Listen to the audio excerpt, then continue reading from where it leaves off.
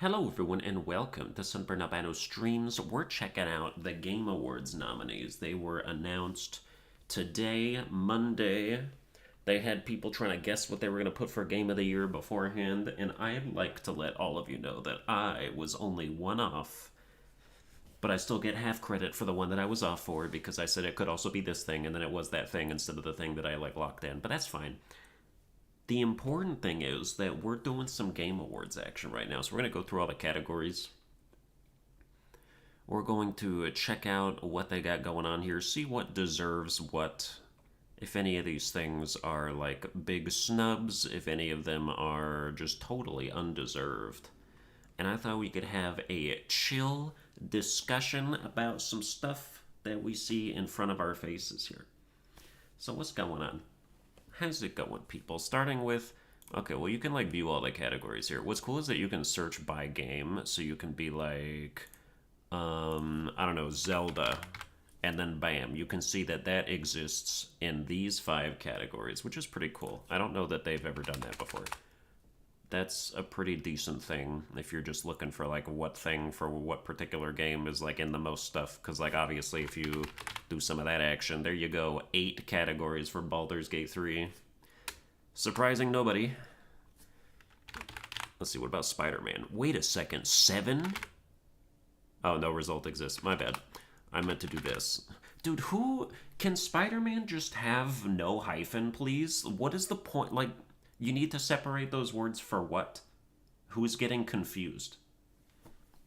Is just say Spider-Man. Like there's no need for this. This is the most useless hyphen of all time. In case you thought he was a Spider-Man instead of a Spider-Man. Like, okay. Are we 3 years old? What's going on, people? What's up, Donald Myers? What's up, Jack Attack? What's up, Michael Abernathy? What's up, AAA Battery? How's it going? Okay, so like I'm gonna go through every category, even the ones that I don't personally give any lack of a damn about. So we're gonna start with best esports event and work our way backwards. So here you go, guys. Best esports event, because these things still go on, I guess. Even though like every esports team in the universe is like 500% in the hole. They don't know how to make money off this stuff. They spend way more than they make. And it's just a red zone for like everybody involved. Except for the players, obviously. Dude, the players are raking it in, and then the teams that sponsor them, just they're out on the streets living in boxes. What's up, Samuel Carlson? How's it going? What's up, Michael Garner? I knew you would be here. I knew your ass was going to be in this seat as soon as possible. But shout out to our 27 concurrent viewers. How's it going? Best esports event. Did anybody here go to any of these or watch them? It's like you got League of Legends. I don't even know what this is. Blast.tv. I don't know what game that was for. Or maybe it was for a bunch of them. Evo is obviously for a bunch of games. Dota 2 is still a thing. And Valorant Champions 2023. Oh my god. I'm not actually voting right now. We're just going through. Even though I'm streaming this, I'm still going to do like a scripted version where I talk shit about everything and give like, you know, the well thought responses to some of this stuff. But this is like, it serves as a preamble for like, let me pick my audience's brain about some stuff that's going on here. Maybe I'll get some ideas.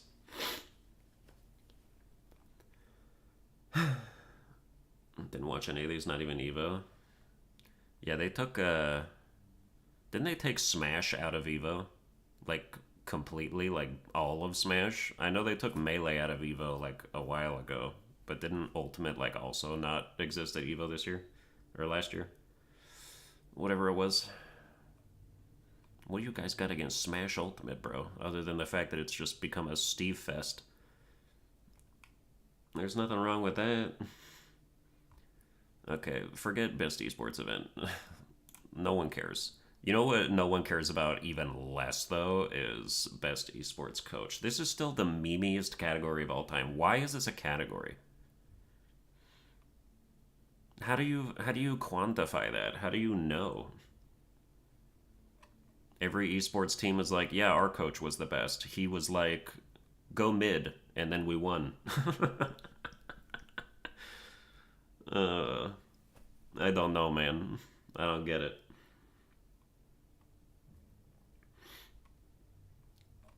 Bam, bam, bam, bam, bam, bam. Dude, no one. Some of the nicknames I understand. Who's like, yeah, I'm Remy, but call me XTQZZZ. What? Yeah, I don't think so. This dude looks like a contract killer, so I'll probably stop making fun of him. But like XTQZZZ, this dude was definitely a character on Barry. Um, okay. Dude, this guy's been nominated like 5 times in a row. I feel like I see him every year. Has he ever won? Or does he win most of the time? This is the guy that I made fun of for being depressed last year. And he doesn't look a lot happier this year either. It looks like being a coach is taking its toll on him. But we got like a female coach this time. I don't know if I've ever seen that before. Are we breaking new ground on that front? Okay, whatever. Forget esports coach. Nobody cares. Best esports team? Dude, no phase. No phase, dude. Can you believe it? That's like the only esports team that is in my vernacular, really. What did they do? Nothing. Can't believe it. Valorant, Dota 2, League of Legends, Counter-Strike. God, that's not how you spell gaming, my guys. I can tell why you became gamers instead of language arts professors. Fanatic, you forgot a letter, dude. What are you doing out here? You can't just be illiterate and act like you're cool. It's like Soldier Boy. Like, that's not how you spell that. You know what I'm saying? Whatever, dude. Esports team, nobody cares. Esports athlete. Dude, I read a thing about this guy. Faker is like the Beatles where he comes from. Like, when he shows up to the venue, people are lined up out there trying to, like, suck his dick real quick, like, on the red carpet or something. Like, this guy is the most famous gamer of all time, basically. Like, he's literally like the BTS of League of Legends. I don't know what's up with that, but that's the thing, I suppose. I don't even know what this guy looks like. I can only see the bottom half of his face. Is this Spider-Man? Is that why? Okay. Bam, bam, bam, bam, bam, bam, bam. Alright. Other people? I haven't seen any of these other people before, I don't think. I mean, I don't even have a passing interest in esports athlete, but like, my brain remembers this guy from last year and probably a few years before that too.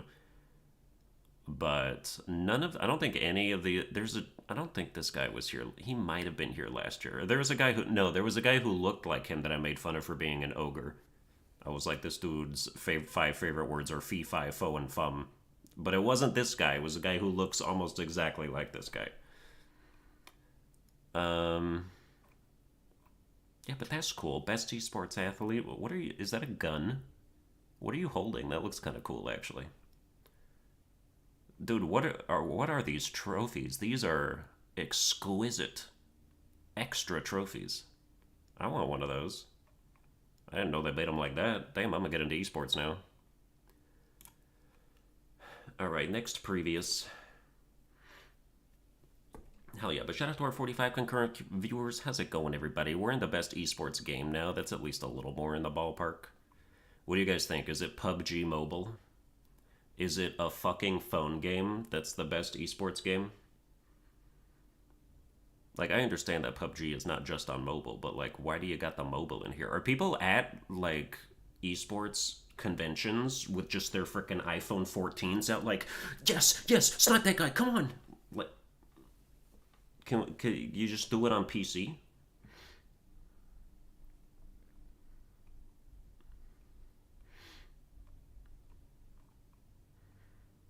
Do you go to an esports convention, everybody's got their phone out like they're waiting for the subway, but they're actually trying to win like $5 million?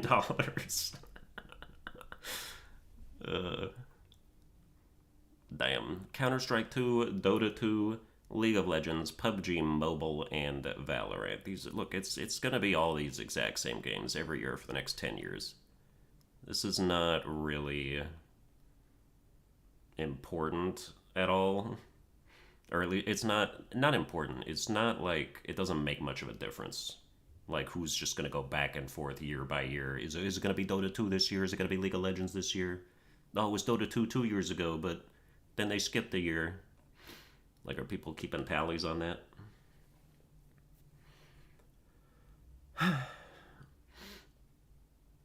CS2. Isn't Counter Strike 2 like literally just Counter Strike?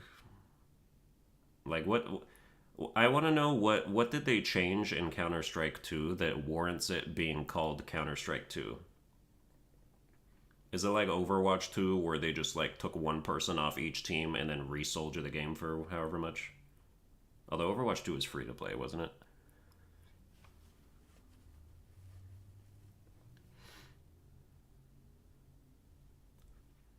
Imagine accidentally going to the airplane mode on a tournament. Damn, dude. You're like the last one alive in PUBG Mobile. And there's just one other guy and you're in this tense 1v1 situation and right in the middle of it your mom calls you.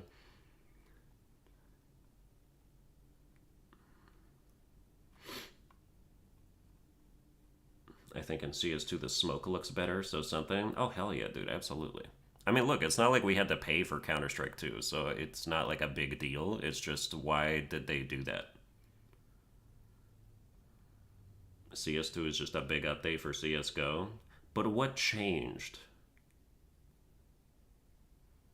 Did they add more maps? Did they add more guns? Did they add 5,000 more crates you can gamble your life savings on?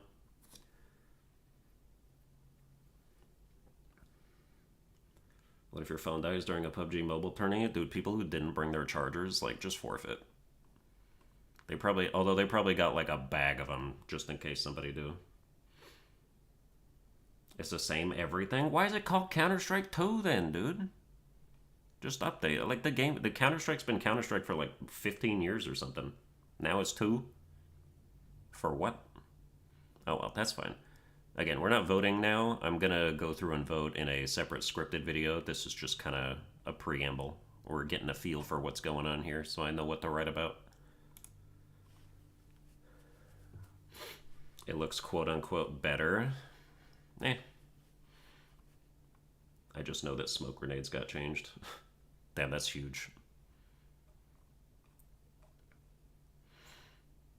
That's like a Modern Warfare 3 changed snipers in an update, and then they were like, yeah, this is Modern Warfare 4 now. Content creator that... Dude, I must be getting old, because I only know this name. I only know Quackity. I've never heard of any of these other people. This is the biggest, like, WTF these people are that I've ever seen at the Game Awards.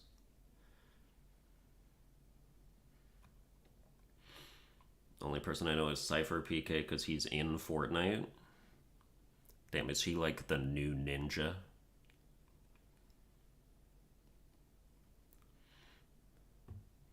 A VTuber, 3 white guys, and PMG.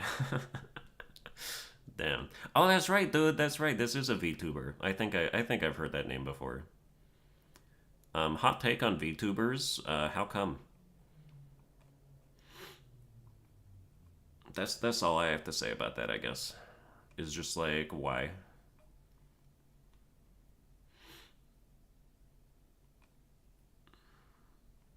You should be on there. Yeah, okay. What did I do this year? I uploaded a Liza P boss ranking. That's my big contribution for 2023. Hell yeah. I made approximately 0 splash in gaming discourse.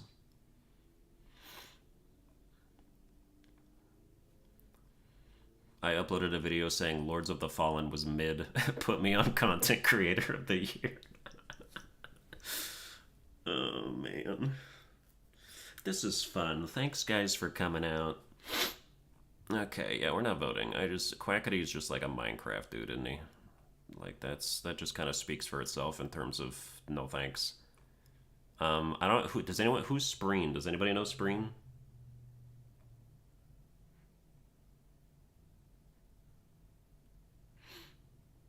What's up, Rip City Brady? How's it going? Are VTubers usually ugly or something? Yeah, or they just have like the lowest self esteem. It's pretty much one or the other.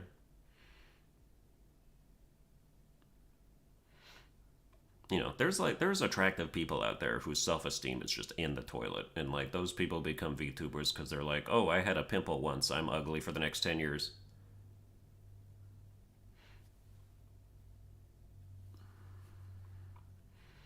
But then it's like, dude, you're just. I feel like you're set. If you're a VTuber, I feel like you're just setting yourself up for like more creeps in your stream that just like jerk it to whatever OC you made.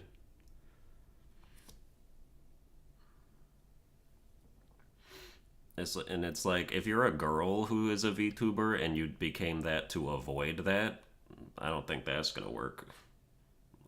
It's the difference between like people jacking it to you or to a character that is you, kind of.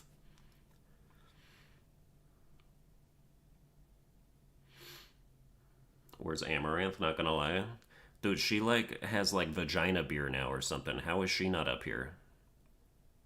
And let me tell you, her husband didn't make her do that one. I guarantee you that. I think the anonymity that comes with VTubing is the appeal. Okay, well, you could just not do face cam then. That's what everybody did before. That's what I did for like 5 years, is I just didn't do face cam. Oh well, it's whatever. I guess it's easier to connect to people if you have a visual representation of them, but I'm still just like probably never gonna watch a VTuber. Okay, we're into the actual gaming stuff again now. Shout out to our 58 concurrent viewers, by the way. Most anticipated game. Dude, this is how you know that 2024 is going to be a flop. And I'm not saying that in like some, oh, these games are bad kind of way. It's just that there's like nothing here that is. First of all, where's Elder Scrolls 6? Like, you had that last year. They're still doing it. No one cares about Elder Scrolls 6 anymore. They had Elder Scrolls 6 as most anticipated game like 3 years ago, before we even knew about Starfield. Or at the same time that we found out about Starfield, I guess. But yeah, the fact that these are the most anticipated games. Second of all, where's Wolverine? Although I forgive you people for like kind of forgetting that that's a thing. What about GTA 6? That's another one. Especially because now we're closer than ever to actually knowing stuff about that. I know Hades 2 is a big one. I know that. Star Wars Outlaws is like, I feel like they're trying to make this a thing, but no one actually cares. Like when Star Wars Outlaws got announced, it's not even that it looks bad, because it looks okay. It looks okay based on what I saw. But there was like all of like immediately like so many cover stories about this. They're just like trying to sell it as the next big thing, and I just don't believe that that's going to be the case. Excuse me. And then Final Fantasy VII Rebirth is, the other half of the game that we played 3 years ago. Which is, again, it's not like that's a bad thing. It's just like that's what we're reaching for. Tekken 8, I suppose. Tekken 8. But yeah, it's just like this, to me, most anticipated game this year lacks any of the like supremely culturally impactful stuff. Like, Tears of the Kingdom was like a mega thing to look forward to before it came out. Starfield, honestly, it was until it came out, and then, it was the way that it turned out.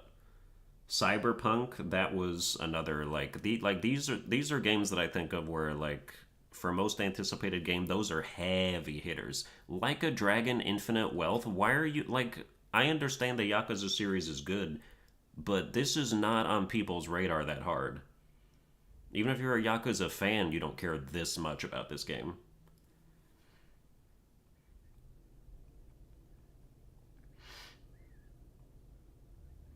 And then Kingdom Hearts 4 would be on here if we saw any damn thing about that since they ever announced it.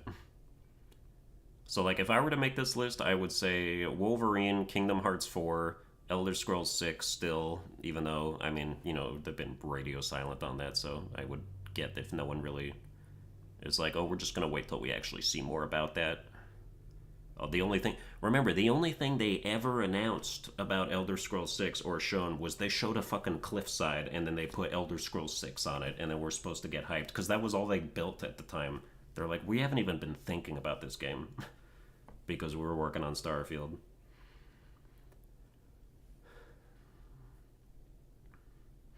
I think KH4 is going to be 2025. Even so, like, we've had games on here that didn't release till like 4 years in the future. 3 or 4. There's really no. As long as a game has been announced, there's really no timeline where, like, you have to. Oh, it's too far out to put on most anticipated. Like, they'll put whatever they want on here. But again, to me, this is just to say that, like, 2023 was probably one of the most amazing years for video games in the last 20 years. Like, just in terms of game quality and quantity. You can make whatever arguments you want to make about other years for, like, if they introduced a major console or something. But, like, as far as just games is concerned, 2023, I don't know if it's been beat since I've been paying attention. But aside from that, or in addition to that, 2024 is going to be. It's not going to be another 2022 because I don't think all the 2024 games are going to randomly get booted to the next year. It, like, massively delayed. I just don't think 2024 is going to have that many games to begin with. I think we're going to see a valley. We just hit a peak here, and I think next year we're going to see a bit of a valley. There will still be good games, there just won't be near as many.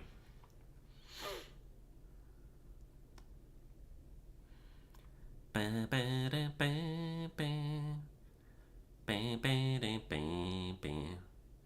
mean 2021? Yes. But also, 2022 wasn't very good either. 2021 is when all the delays happened, but 2022 was not that good, in my opinion. Okay, let's go previous again. Best adaptation. These are pretty much the only properties I ever heard of, and Castlevania. So they're just not doing it. When you go best adaptation, they just take everything that's currently happening, and that's what's nominated because that's all that's happening. Super Mario Bros. Movie, The Last of Us, Gran Turismo. No one ever saw that movie, but I remember it was a thing. Did this even come out? I don't even know if that came out. Did anyone watch Gran Turismo? And then Twisted Metal is like, I wish this was more of a resurgence for Twisted Metal because I wish that this would convince them to do another game that's, like, actually really good. I haven't seen Twisted Metal, but I've seen clips. I wish Twisted Metal would make a comeback. What the fuck is Gran Turismo? Okay, you don't get to say what is Gran Turismo unless you're, like, less than 15 years old. Gran Turismo has been a thing since the PS1, since, like, arcade machines. That was, like, one of the big racing franchises for a long time. But yeah, I never actually even saw a trailer for this movie, so I definitely think it has not been marketed that well. What the fuck is Gran Turismo movie? Okay, that's better. That's fine. Absolutely forgiven for saying that. Castlevania Nocturne. The only thing I heard about this is that is really like all the characters swear in it for no reason. They're just like, "You're a vampire? Fuck you." Or something like, or maybe I'm thinking of a different Castlevania. I don't know how many Castlevania things there are.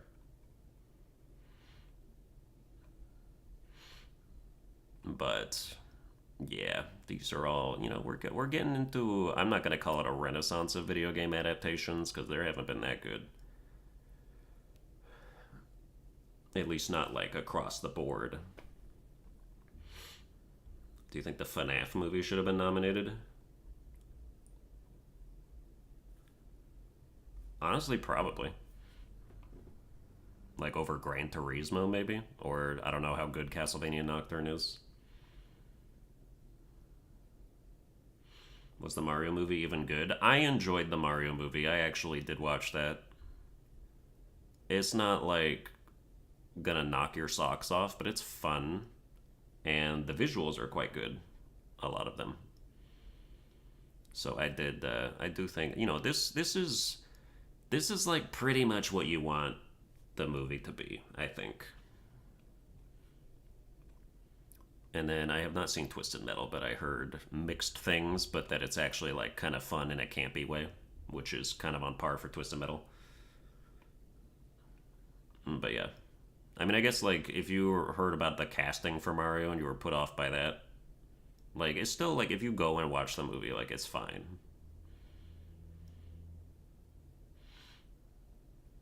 It wasn't like, oh, Chris Pratt is Mario. That's a nail in the coffin for me. It was okay. It was totally fine. One thing I do think is super overrated is I don't know why Jack Black's Peaches song has become like a sensation. Like that song's not very good. Don't get me wrong, I love Jack Black, but like that song is kind of ass and it's creepy and it's weird. And I don't know why it's a thing. Like that was like trending for a while. But that's okay. He also like doesn't sing it very well, like straight up. Like there are times when he's either flat or like the voice is just like off key a bit. Okay, let's go back. Now we're on best multiplayer. Shout out to our 85 concurrent viewers. What's going on, guys? We're just here discussing all the Game Awards nominee stuff that's going on. Alright, we're on best multiplayer. Where we got Baldur's Gate 3, Diablo 4, Party Animal. Dude, this is... Okay, I want to look... Or if someone could look something up for me, because I'm a scared of... I'm a scared of doing a new window, and then you'll see, like... all the disgusting, nasty porn I've been searching my entire life. I'm just kidding, I don't do that, but also, you never know what's gonna show up in a window, in a new window. But, who made... So this is Recreate Games. Who made Gang Beasts? And is it the same person who made Party Animals? Like, the same people? Because this is just Gang Beasts. So, like, I don't know what this... I don't know why they did it. It's the exact same thing, except the characters look a little different. But it's like the physics-based, like... Each button controls a limb. You, like, grab people. You try and drop kick them into the fire. Gang Beast is Bone Love? Okay, so, like, why is this... Alright, it's fine. I'm not gonna, like, accuse. I mean, I'm a fan of clones if they are better than the source material, or at least as good. But, like, this game to me, when I look at it, when I see people play it, I'm like, that's just Gang Beasts. But so, why is it nominated is the end of that rant, I guess. Didn't Gang Beasts come out like 6 years ago? It's been a long time. I don't know exactly how long. Yeah, Diablo 4, dude, I was into Diablo 4, and then I wasn't pretty quickly.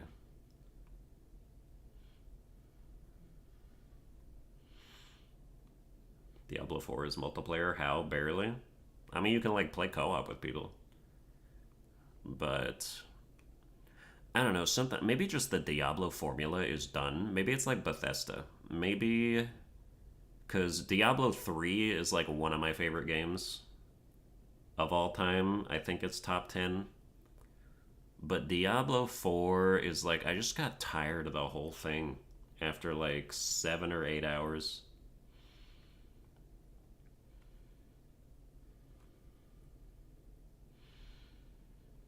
The game was also super like washed out color wise. Like everything felt really bleak and the environments were nasty. Or just like kind of, I don't know, like it wasn't a pleasure to look at, and I didn't feel like the skills were as fun as what I remember from Diablo 3. And I had fun with a lot of the classes in Diablo 3, but this game, I tried two or three of the classes, and they just never really clicked for me. Baldur's Gate would be my choice here. As far as like pure multiplayer is concerned, I mean, it could be like that. That could be one of those situations where you just take the quality of the game and then you take the fact that it has co-op and just kind of plaster it on there and be like, well, yeah, it's still like as good as game as it is, and you're playing it with people.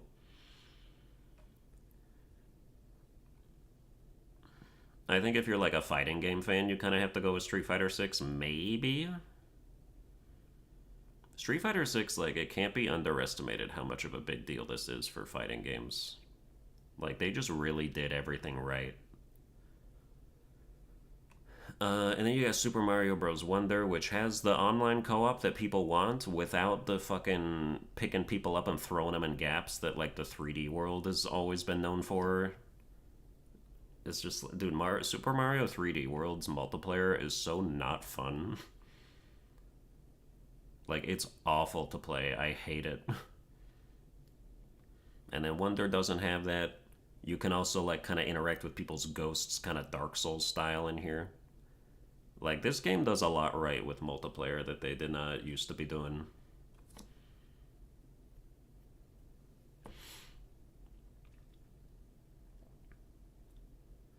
Would that tired formula be absent for someone that never played D3, or would it still be lower quality? I don't know. I feel like it would still kind of be lower quality, but maybe I'm just being colored by nostalgia. But also, I played Diablo 3 like less than 5 years ago, and it was still really fun. So I don't know, man. Let's go to the next category. We got Best Sports slash Racing.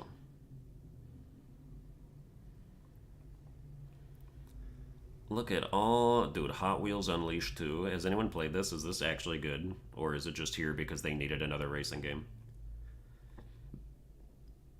F1 23. Is F1 like... That's not drag racing, right? That's... Is this like NASCAR, isn't it?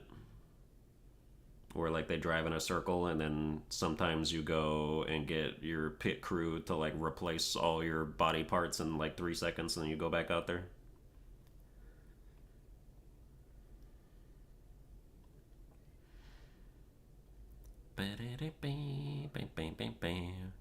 The Crew Motorfest. Is Formula One. Dude, you say that like I know what that is. Like, if I didn't know what F1 was in regard to exactly which sport it's emulating, Formula One is not going to help me. F1 is track racing. So is it like NASCAR? Or is F1 like they got different kinds of tracks? Like maybe they might do like some loop-de-loops, not like, but like the track shape might be like a figure eight instead of just like an oval.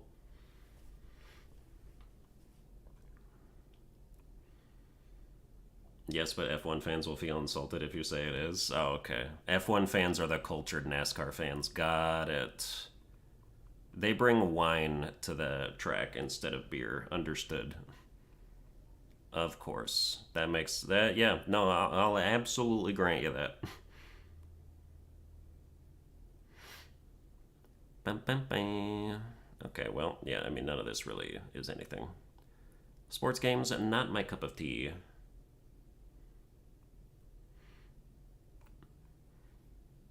But like, I don't know, the first Hot Wheels game looked kind of fun. I don't know, Hot Wheels Unleashed. Maybe if it's like on Game Pass or something, I'll try it.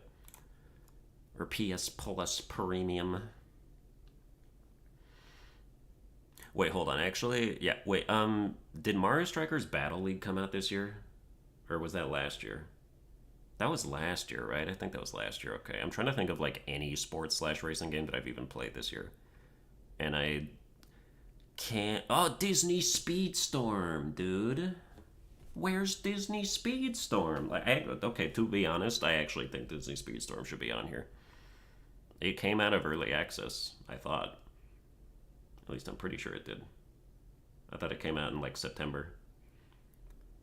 Disney Speedstorm is pretty good. Like, I'm gonna say it, okay? I'll be that guy.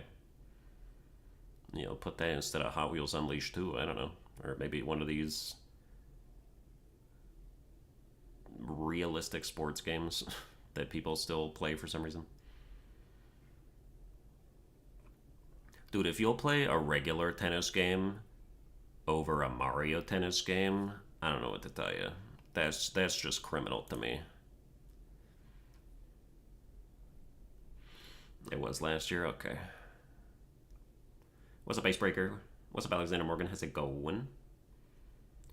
Best sim strategy. Dude, is this not another category that Baldur's Gate 3 could be in? I don't really get the difference between strategy, because it's like turn-based simulation or strategy gameplay. Okay, turn-based strategy gameplay is Baldur's Gate 3. That's what that is. Like Fire Emblem Engage is a sim slash strategy, but Baldur's Gate 3 is not a sim slash strategy. I don't know why. I don't understand the difference. I feel like it's just so that it wouldn't win literally everything, which is kind of what they did last year. Like they put God of War Ragnarok in. Not they didn't put God of War Ragnarok in some stuff that it technically could have been in there, just so other games would win something. And then yeah, that's the other thing is because Baldur's Gate 3 is not in here, this would have been the best chance for Marvel's Midnight Suns, which came out like December of last year, so it missed the cutoff of last year's Game Awards, so it's in contention for this year, but no one even remembers that anymore, including the people on the committee, I guess. This would have been the perfect situation for Marvel's Midnight Suns to actually get something, because if that was on here, I would vote for it, and it should win. Because Marvel's Midnight Suns is unironically better than all 5 of these games. It's true. Not trying to make enemies or be a hater, it's just that, dude, Marvel's Midnight Suns was like the most surprising thing I played last year. Like, I couldn't believe how good that game was. Is by the people who did XCOM. It's basically the same kind of deal, except they use cards as well, and like that style is really good. And it had like a really good Avengers-y story. Like it wasn't overly quippy or like any of the things that people knock on Marvel stories for being now. Like it was dark and deep. There was a lot of conflict and like character interactions that would serve to satisfy a fan base. Like I highly recommend you play Marvel's Midnight Suns if you haven't, if you like games like XCOM or any sort of strategy games. But yeah, so why isn't Baldur's Gate 3 here? And then if Baldur's Gate 3 isn't here, why isn't Marvel's Midnight Suns here? It could have done something. You're gonna make me vote for Fire Emblem Engage instead. Even though that game didn't have New Game Plus, which fucking crippled it. Absolutely crippled its longevity. I would still be playing Fire Emblem Engage if it had New Game Plus. It's so stupid that they didn't put it in there. The bond rings, the emblem rings, and like being able to cross-pollinate with all the different people with different rings to get different abilities, that is absolute New Game Plus fodder in a way that almost outshines Fire Emblem Three Houses, and they didn't do it.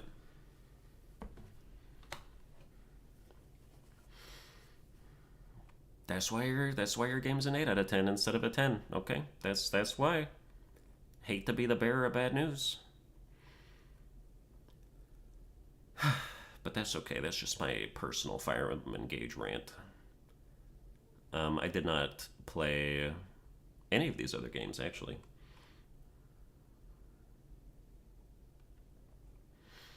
I almost got Advance Wars, but like I got Wargroove, which is basically the same kind of deal a little bit. And I only kind of liked Wargroove, so I figured that I wouldn't get that into Advance Wars. But okay. And then people are voting Pikmin 4. Is that just because you're not that into any of these other games, or do you really like love Pikmin 4? I saw a tweet on Twitter of like someone was making like a running tally of like a meme of the top 5 or 6 games of the year, and then anytime a new game came out that was gonna bump one of them, then they would update it. That thing had Pikmin 4 on it, and I was like, do people like that much?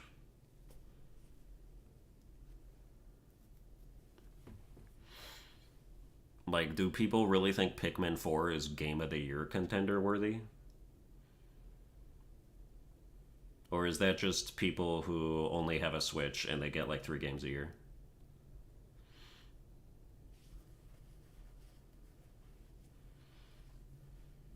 Pikmin 4 good but easy like me in high school? Damn. Nice.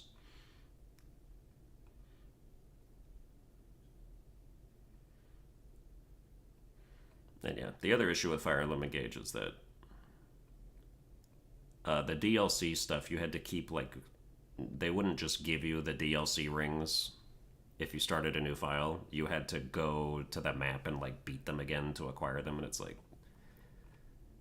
dude, you really just needed New Game Plus. Why didn't you? Why didn't you have New Game Plus? All right, next we got Best Family.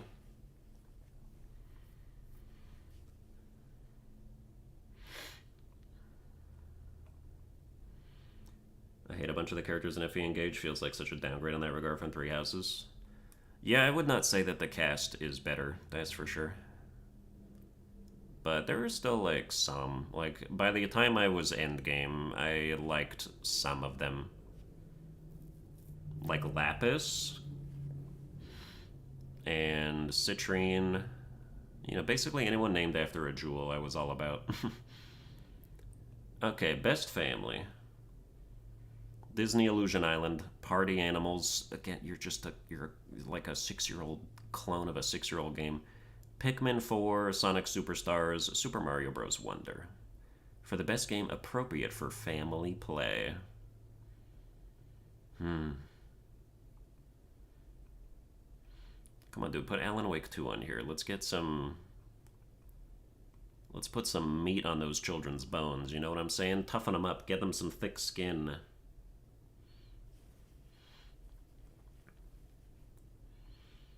Bum, bum, bum. Mario is guaranteed to win this. Yeah, yeah, pretty much yeah. That's correct. Absolutely gonna win that one. So here, Super Mario Bros. Wonder. Like I said, I didn't know I didn't review it, but I talked about it. I talked about it in my last every game I played this month. But Super Mario Bros. Wonder is like functionally a perfect game. Like you could maybe even argue that for what it is the best execution of a video game that has happened this year. Because they blew it out of the water in like all of the things that you would want a Mario game to be if it's a 2D. But like I'm just like not that into 2D Mario anymore. When I was a kid, I was all over it because that was kind of all I had besides Pokemon on my handhelds. Was I played Super Mario World and Super Mario Advance alongside like Pokemon Silver and stuff like that. But like I was playing this, and the whole time I was like, "This is objectively fantastic," and I'm not having as good a time as I wish I was having. So like it's a me thing, but like even I can see through the bias of like this game is exceptional. So yeah, that would definitely win Best Family for sure. Then we got Best Fighting Game. I'm glad Scarlet and Violet didn't get a single nomination. Me too. Thank God. Because that released on the cutoff day last year. So it would be in the running for this year. But luckily it's not. Alright, Best Fighting. What is God of Rock? I've never even heard of that. I've never heard of Pocket Bravery. Where are these games? What are they from? Are these games good, or were there just no other good fighting games this year? I do think that like you pretty much can only vote Mortal Kombat 1 or Street Fighter 6 unless you're a Super Smash Bros. Melee fan who loves Nickelodeon.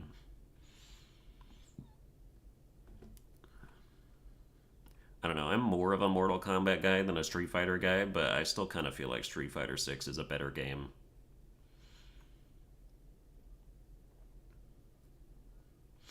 Nickelodeon All-Star Brawl 2 is supposed to be way better than the first one, but they also nominated the first one last year, or 2 years ago, or whenever it was. So, I don't know, man. That was definitely due to just there not being enough games.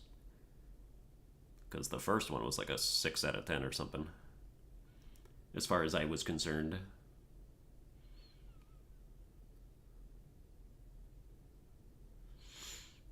Yeah, I don't know. You never, like, just by looking at a fighting game, you can't really tell how good it is. You really have to play it and see how it feels. It's so important. It's just like racing. Racing and fighting games, you cannot just judge them based on what you're looking at. You have to get that controller in your hands. But I would, even though I like Mortal Kombat 1 better, I would probably vote for Street Fighter 6 here. Because Mortal Kombat 1's story is like really good, and all the characters in this game are fun to play as for the most part. Like, what a solid cast fighting game wise. I had trouble deciding who I was gonna main. They all looked very fun. But then I also like, well, with both of these games, I played them for like 3 days and then never touched them again. Alright, next we got Best RPG. Dude, we got the Lies of P nomination. It happened. Ooh, guess which game isn't on here? Lords of the Fallen. Whoa, no way. It's almost like the reviews are mixed on Steam for a reason. Sorry, not to be that guy. It's just, I don't want to hear no shit about Lords of the Fallen being better. That is an absurd declaration. And this isn't even Lies of P's only nomination. It's nominated for Best Art Direction too, I think.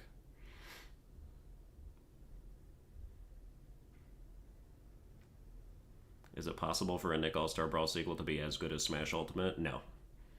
It's impossible for any platform fighting game to be as good as Smash Ultimate unless they actually hijack the engine and make it feel exactly the same.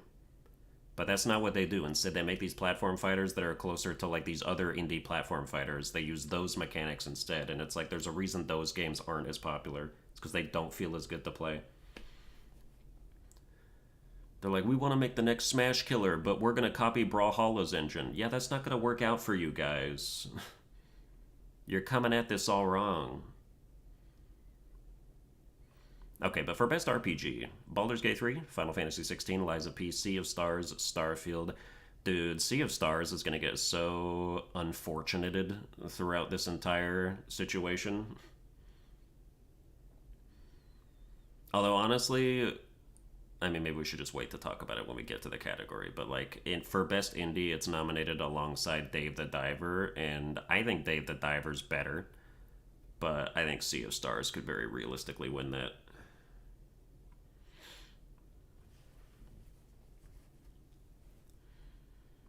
Okay, so Best RPG. I mean, I feel like Baldur's Gate 3 is obviously still going to win that. It doesn't really matter what other game kind of sneaks its way on here. If Baldur's Gate 3 is in the category, it's winning.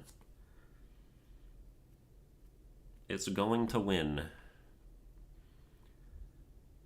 I ask because I keep hearing Smash players unironically leaving Smash behind to go play Nick All-Star Brawl. Yeah, but that's just because of Nintendo. That's not because the game is so good. It's because Nintendo recently did this thing where they're like cracking down on making tournaments have adhere to like these other standards now that kind of shut down a bunch of them.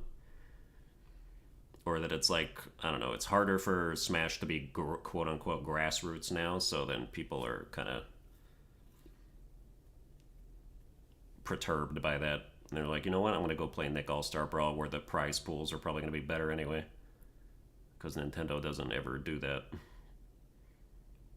They're like, our biggest yearly tournament, you can win a Nintendo Pro Controller. Wow. I'm so glad I grinded this game for 4,000 hours.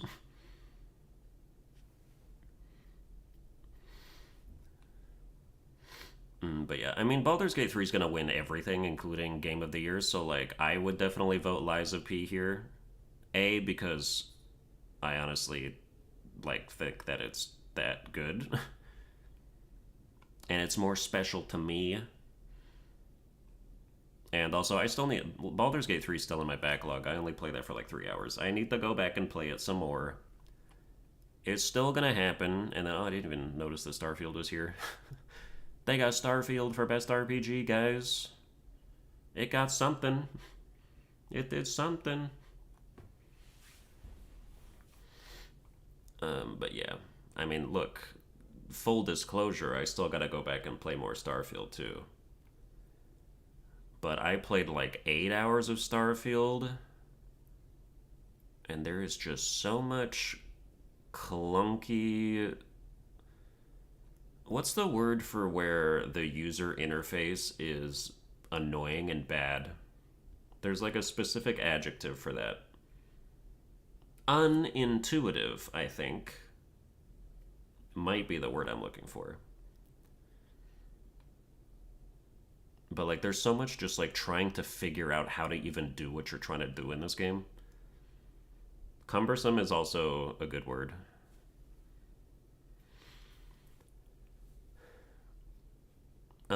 Yeah, I would vote Liza P here. We're not voting yet, though. Or at least I'm not. I will vote during my scripted video, in case you guys didn't hear me say that, or you joined after the last time I said it. Alright, let's go previous.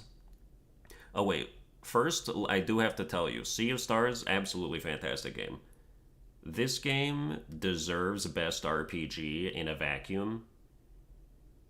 Like, if this game won Best RPG, regardless of whatever it was up against, like, it deserves to win Best RPG. Lies of P deserves to win Best RPG in a vacuum. I don't know if Final Fantasy 16 deserves to win Best RPG in a vacuum. That game, the side quests and the traversal were just an absolute slog. But like the story is very good. I liked the characters, I liked the world building and all that, but like the RPG nature of Final Fantasy 16 is actually kind of its worst part. You know, you kill enemies, you level up stats that are like the same stats that get leveled up every single time. There's no like build, there's no variety there. You find ore and stuff to make weapons that are just like across the board slightly better than the last weapon you made. And then all it is you're just like, you're the same person, but you're just scaling to keep up with the enemies. And that's like the least satisfying kind of RPG. It's just bigger numbers, exactly. It's just bigger numbers, but you don't actually feel the effects because the enemies also have bigger numbers. Like, in that regard, this is kind of a terrible RPG. But I like the combat. I like the combat in this Final Fantasy the best of probably any of the Final Fantasies. And I like the world. But that shit sucks as an RPG. Alright, see Alexander Morgan, thanks for coming out.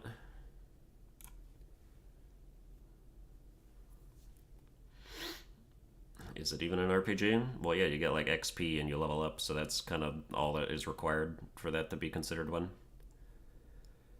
Best Action Adventure.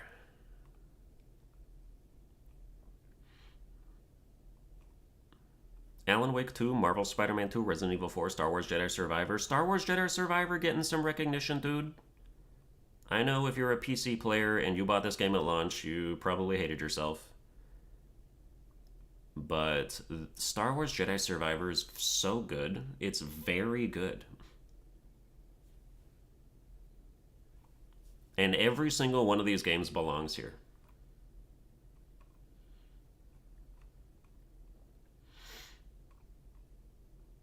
I mean, well, here's the deal. Alan Wake 2, I don't know if the action is really the best part of Alan Wake 2. I don't know if spending like 8 hours in a row just like shining your flashlight on shadows waiting for them to either disappear or attack you. I don't know if that's like best action material. In that case, Resident Evil 4's action is just a straight upgrade over Alan Wake 2's action. But Alan Wake 2 has a lot of other fun things in it. I really like the exploration in Alan Wake 2. I liked finding words of power and the boxes and the nursery rhymes and all that.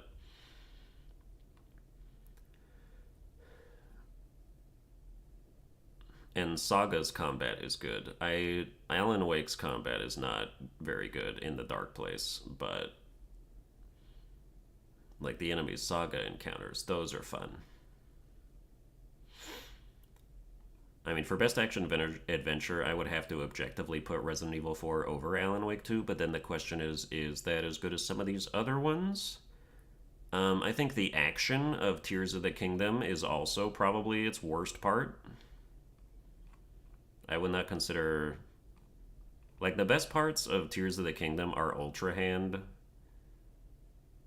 and the what are they called? The Zenny something, like the contraptions that you do to like power stuff. But like as far as combat is concerned, I've never liked this game's combat. I think it's really slow and like not very good. But there's other things to like about it. Like you just kind of you sit there, like your character weighs 1,000 pounds is what it feels like. You sit there in your shield, you like wait for an attack, you dodge, you get the slow motion effect, and then you attack them a bunch of times, rinse and repeat a million times. I don't know. I don't like Tears of the Kingdom combat, so for best action adventure, I would not want to vote for that. But like I guess the adventure part is good.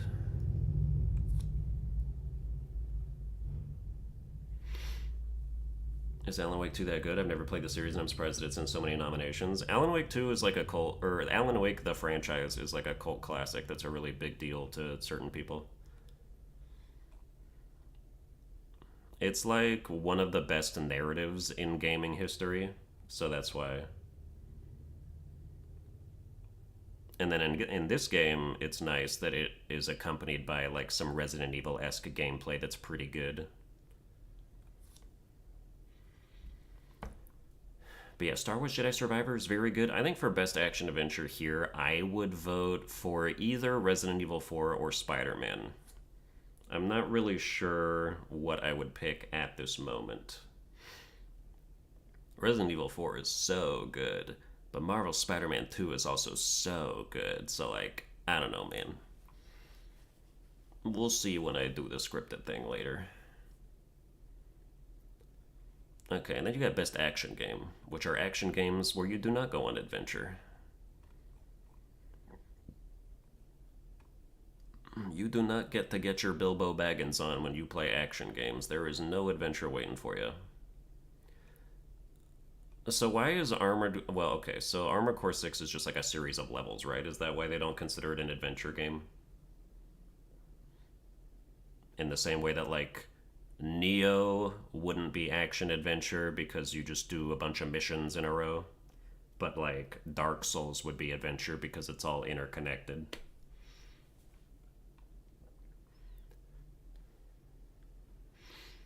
Who put Dead Island 2 on this list? The fuck? Why was Dead Island nominated? Yeah.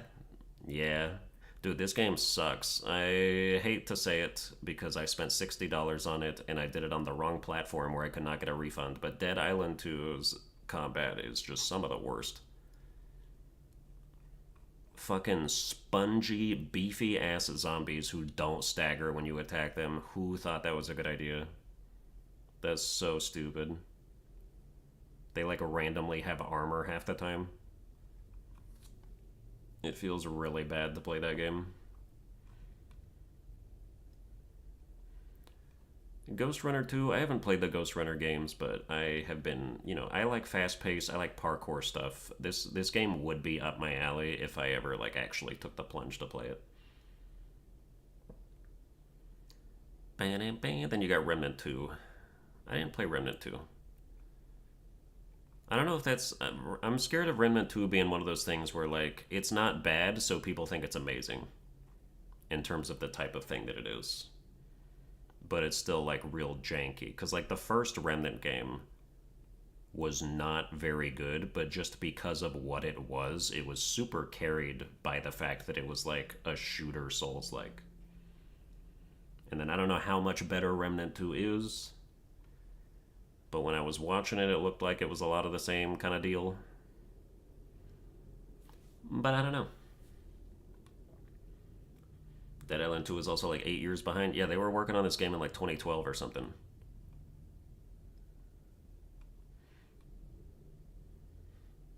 What's up, Chandler with a Z? How's it going? Just finished Dead Island 1 and I hated it. Darn, sounds like a waste of time. Alright, so I want to talk about Hi-Fi Rush because this game gained notoriety. It owes probably 40% of its acclaim to the fact that it came out like either the same day or right around Forspoken. Or am I thinking of something else? When did Forspoken come out? This game came... I might be mixing some dates up. Forspoken didn't come out this year, so that doesn't even make sense. When did Hi-Fi Rush come out? The point I'm making, this game came out alongside something that people didn't like. And I don't remember what it was, but the reason people kept talking about Hi-Fi Rush is because it was like, oh, but look at this instead of what that shit was. Look at what Hi-Fi Rush is. Forspoken was January this year? I feel like that game was 10 years ago. Holy crap. Okay, yeah, it was. Okay, I am thinking of the right thing. I think January 2023 feels like it was back in 2021. It's my sense of time has gone out the window. But yeah, okay, so it was Forspoken. This game came out like either the same day or right around the same day as Forspoken, and then everybody was like shitting on Forspoken, and then they were like, play Hi-Fi Rush instead. This is like a non-AAA thing that costs half the price. Actually, it was on Game Pass, so it was free on there too. And then this was kind of like the antithesis of Forspoken, and so that's why it gained a lot of notoriety. But then there's like this section of the internet that thinks that this game is like Game of the Year material, and I don't get that at all. I played this game for like 2 hours. It's fun, it's fresh, it's interesting. Game of the Year though? Like, I don't think so, man. I don't think so.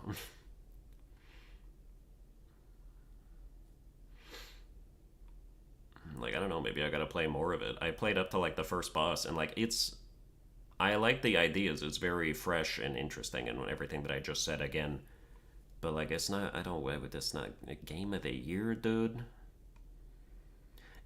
I'm not gonna say that this is like this year's version of Stray, because I don't think it's that bad, because I actually like this game, and this game is good. It's a good game. It's just not Game of the Year worthy. Every year, there's one indie game people overrate to high hell. And this is it right here. It's Hi-Fi Rush. It was Stray last year. It's Hi-Fi Rush this year. But, like, I have a more positive opinion of Hi-Fi Rush than I do of Stray. So, yeah. Hey there, so are you voting Dead Island 2? Nope. I do not like that game.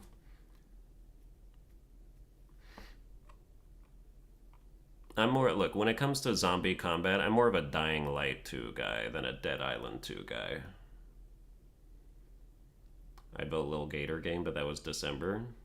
Well, technically it should have been in the cutoff then. if it came out December of last year.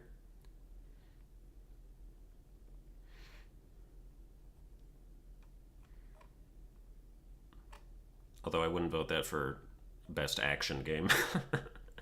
Maybe one of the indie ones for sure, but yeah. Okay. So I don't know. Out of these, damn, I actually do have to vote here, but not right now. But when I do vote, I will have to pick one of these, and I think that I don't know what I would go with here. These are all games that are either not on my radar, not on my radar, but like that I didn't get around to playing, or I did not have fun playing them, or I had a decent amount of fun playing them, but not comfortably enough to vote them as a best action game thing.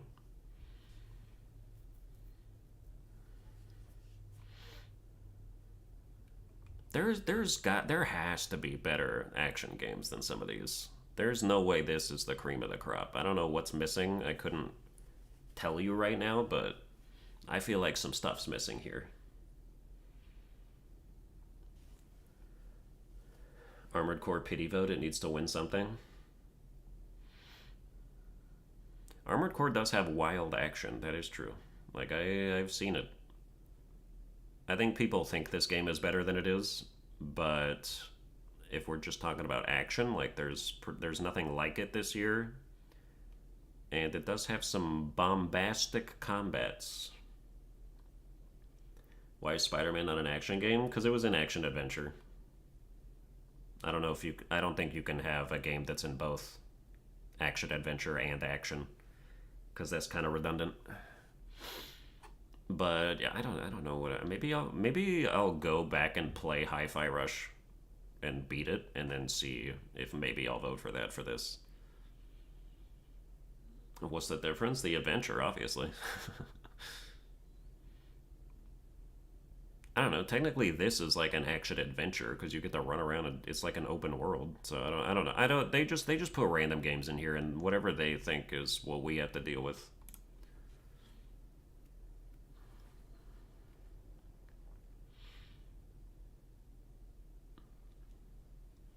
Okay, best VR/AR. This is another year in which I do not have either of those things. Humanity is. I actually saw someone play Humanity like a couple weeks ago. This is literally just Lemmings, which is cool. It's about time, I guess, that somebody took Lemmings out of fucking 1990 and put it in a game where it has some modern sensibilities.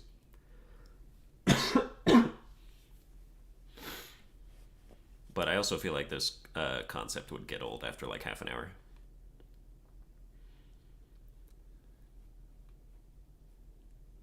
I'm just seeing a lot of games that are from not this year, but they got VR versions this year, so now they're relevant again. Except they're kind of not because I don't know.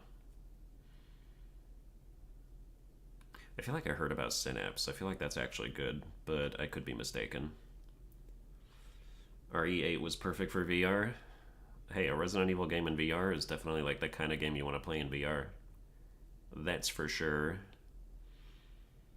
But yeah, I don't have VR either, so I'll just go previous here. Best mobile game. What is Terra Nil? I think my girlfriend plays that. I don't know. She plays a lot of like dubious quality games though, so that might not be one of them. Best mobile game. Final Fantasy VII, Ever Crisis, Hello Kitty. I thought this game was a meme from 10 years ago. This is still a thing. I remember people would joke about Hello Kitty Island Adventure when I was in high school. I'm 29 now. This game is still around.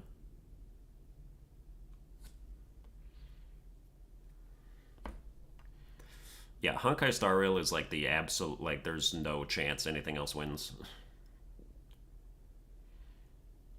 This game, Honkai, I like this better than Genshin. I'll say it. This game is better than Genshin.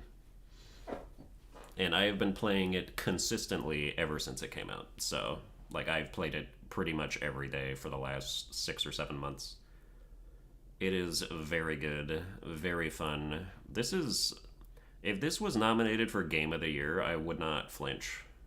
It's not, but if it was, like I would kind of see it.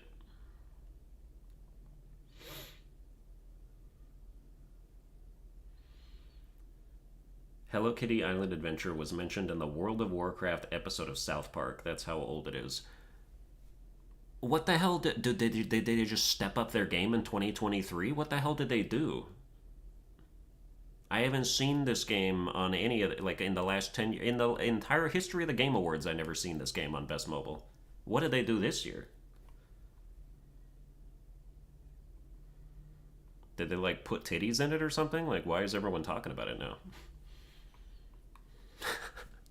Hello Titty Island Adventure? Come on.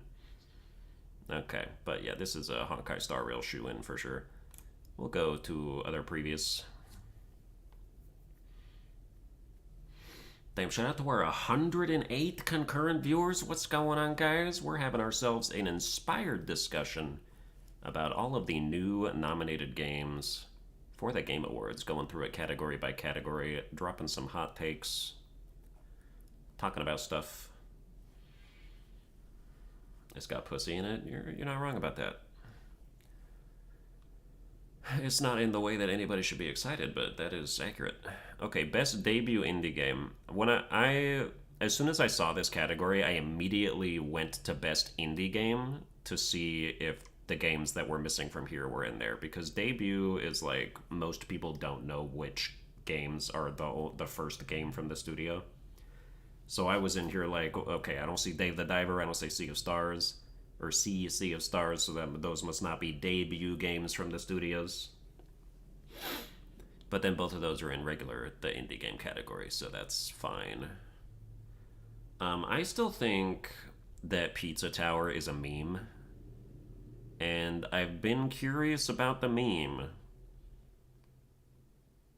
Like, is this game just being overhyped by children, or is it actually good? I know it's like based on Wario Land or something, or it's like that kind of game. But like, I guess I don't know. Like, I watched someone. I don't know. I don't know, dude. I don't know about Pizza Tower. Like, maybe I'll try it at some point, but it's still like $20, and I don't want to spend that on that. I have not played Cocoon. I have played Dredge. Dredge is decent.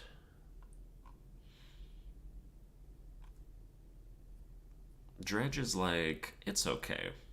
I enjoy it's a fun atmosphere to like get sucked into immediately, and then after like 4 or 5 hours you're like, all right, I get it. Like, I get the gist of this game, I can move on. It's not something that I felt compelled to finish.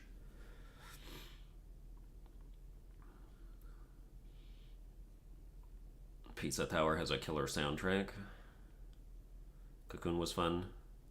Controls are insane. Momo looks interesting for a platformer. Pizza Tower to me looked like it was like a cross between Wario Land and Sonic a little bit, because it did have those like speedy sections.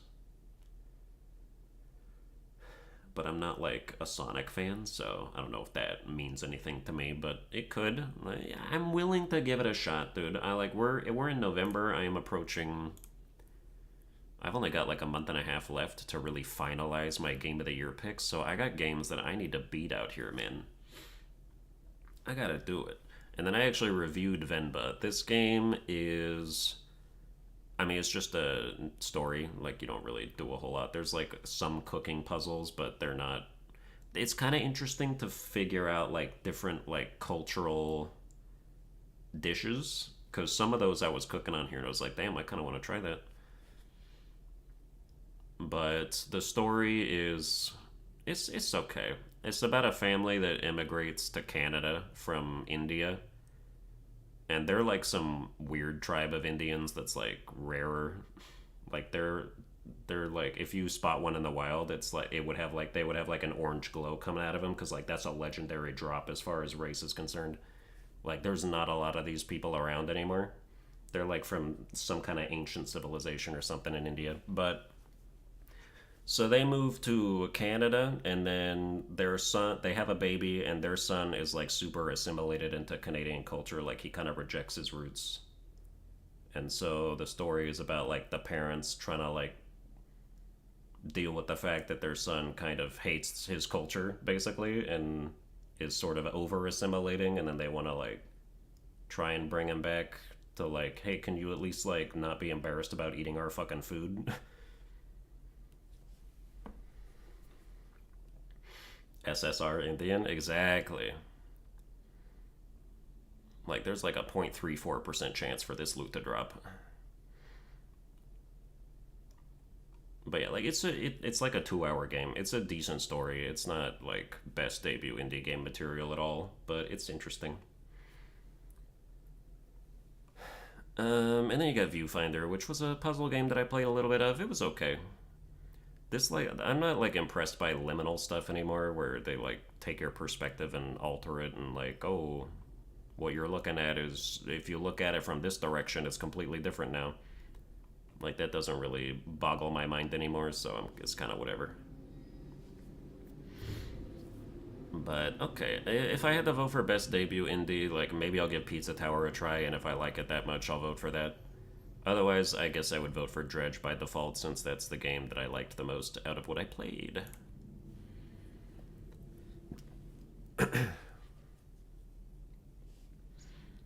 Best independent game, dude. Here it is: Dave the Diver, Sea of Stars, and then 3 of the games from the last category as well. Dude, you can't have either of these games win debut and indie. That's cheating. Okay, well, first of all, there's no chance it's going to happen. Dave the Diver and Sea of Stars are leaps and bounds ahead of these other 3. And look, I love Sea of Stars, but I would have to vote Dave the Diver here, dude. It's sushi. It's half diving, half managing a sushi restaurant. This game is so good, and just it loves itself in a way. Like it felt playing it, it felt like it loved the process of game development, because it was out here trying so many new stuff that it didn't have to do. And I just really got the sense that it was crafted with love and care. And yeah, this is an absolute joy to play. You gotta play Dave the Diver if you haven't played Dave the Diver. I hope that game comes to console. I think it's on Switch now. Like I think it came to Switch already. I think it was either this month or last month, I'm pretty sure. But yeah, it was nice because Sea of Stars is on PS Plus and Game Pass, so if you want to play that for free, you totally can if you have one of those services. Okay, let's go previous. Best community support. Ooh, I saw a tweet about this today, where like apparently Destiny 2, or apparently Bungie just laid off like their entire community support team. So that it's like funny that this was nominated for that, and then they just canned everybody responsible for getting the nomination. I don't know. That's just a thing I briefly saw on Twitter, so. But yeah, that's interesting. Best community support for a game like Destiny 2 is kind of like, fuck you. Like, the fact that this, if you want to buy, this game has already had like $1,000 worth of fucking content that you have to keep up with if you want to play it. Like, they're just stringing you along at this point. I quit Destiny 4, 5, 6 years ago. Never looked back, and my wallet has been so grateful. Like, this is just like, Destiny is just an abusive relationship that at some point you need to just say enough is enough. You're not going to keep draining my funds like this. I'm leaving, and I'm changing my phone number so you can't follow me.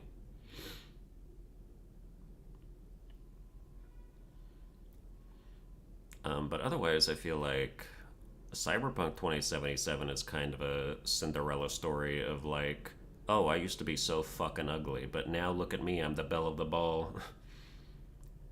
Cyberpunk 2077 rode to this nomination in a pumpkin carriage, but it doesn't have a midnight time limit, dude. It's gonna stay pretty forever.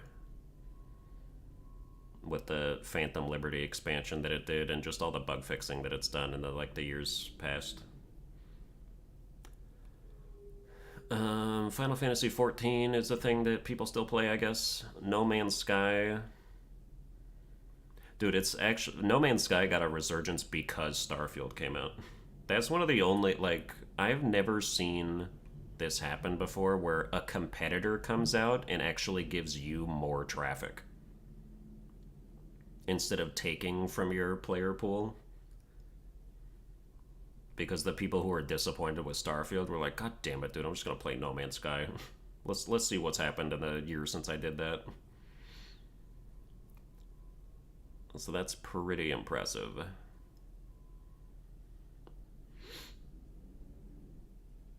Baldur's Gate 3 probably wins, though. It got so much support, it's unreal. Damn, I have no concept of, what has changed since this game came out. Other than, well, you're talking about, back when it was in early access, too, right? Because this game was in early access for, 2 years or something. And then it got all of the updates that it ever got. If we're just talking about stuff that's happened since it fully launched, would you still say that it would warrant this?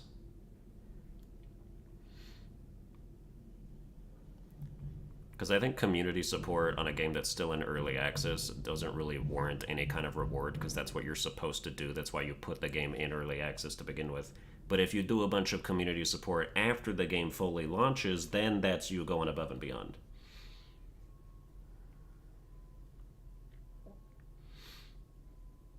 No, I'd say FF14. Get it if that was the case? Okay. That's what I'm curious about. That's good information to have, though.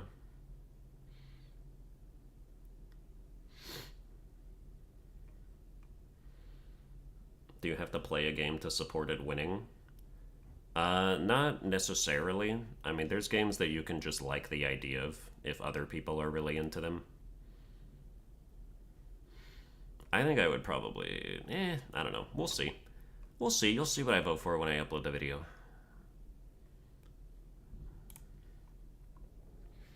I just hope Reformed Rabbi Bill Clinton is present to accept his award in person this year. I said as soon as that happened for the fucking second time or whatever. Or was that the first time? That was the first time in the game? I don't remember. But, the point being is, the only thing to do if you're Jeff Keighley in this situation and you just had a guy, rush the stage to say something about Bill Clinton or whatever, is to have Bill Clinton present an award next year. That's the only way that you can reclaim your standing a little bit.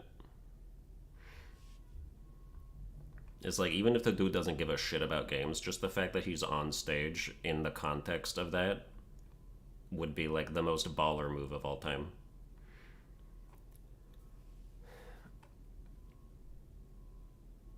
Alright, best ongoing game. What is the difference between this and best community support? It's the same thing.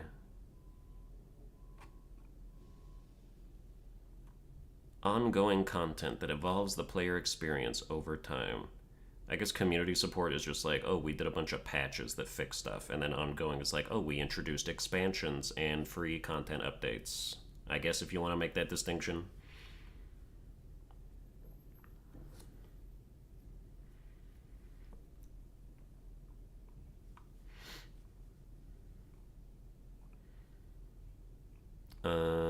Okay. I don't know, best ongoing... I don't know, dude, people like OG Fortnite, I guess. That's all I know about that, really.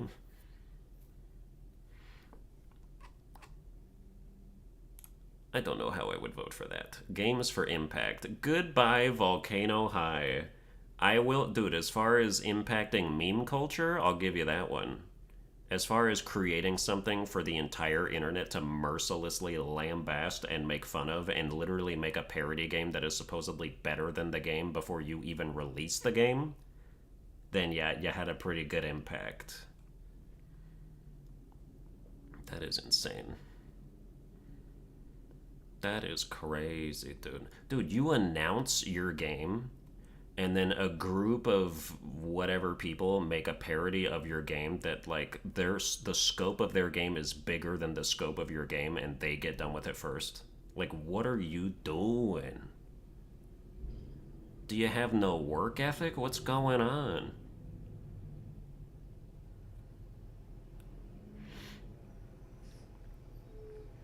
Is this a social justice category? Yes.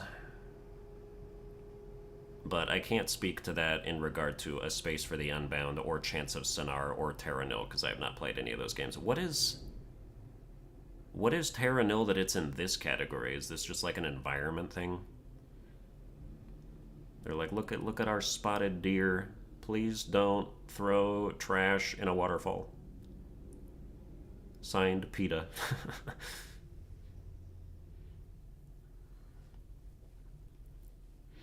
I don't know. I mean, some of them are like obvious social justice, and then some of them is just like, oh, we're just spotlighting like a culture that no one's ever heard of or is in the cultural zeitgeist ever. Like that's what Tachia is. I didn't play all of Tachia, so I don't know if they go that like preachy route at the end. But as far as I knew, this game was just like it's a real culture of people. There's like 100 of them that live on an island, and this game is just like about that.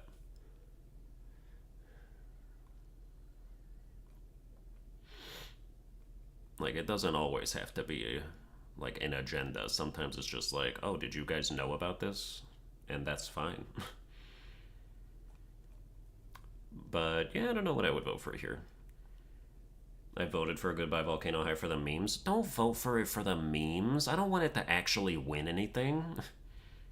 Dude, where's Snoot Game? If Snoot Game was on here, that's what you vote for the memes. You mean the SSR Indians? No, that's Venba. Tachia is like this. These. I don't even know. They're like off the coast of Australia or something. And they like to stack rocks and play ukulele and stuff like that. That's all I remember from the game. Bam, bam, bam, bam. All right, let's go previous.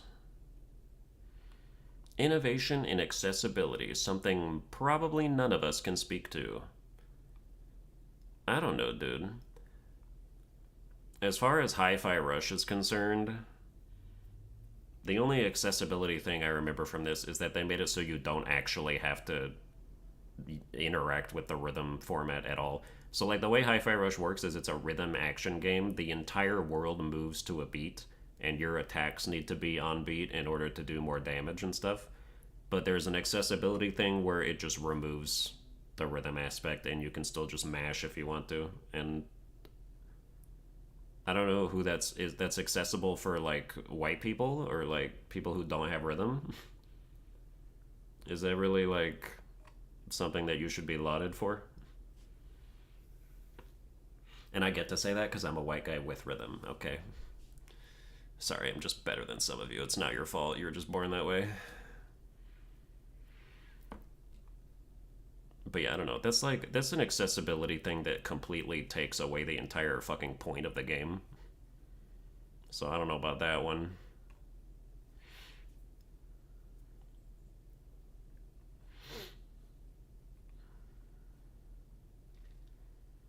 And then yeah, I got no idea about any of these other ones, man. I don't go into the accessibility settings because like I have all my fingers and thumbs. I don't breathe out of a tube. I have all my limbs as well, and I don't drool like normally. So I don't. I got nothing to say about any of this. This category is just not for me. Spider-Man 2 had accessibility for the deaf and hearing impaired. Well, yeah, they had a whole character for that. Haley. I still don't get it. Like she has a hearing aid or an cochlear implant or whatever it is, and she just doesn't turn that shit on. You play through her section, you're still deaf. It's like, what do you got that in your ear for?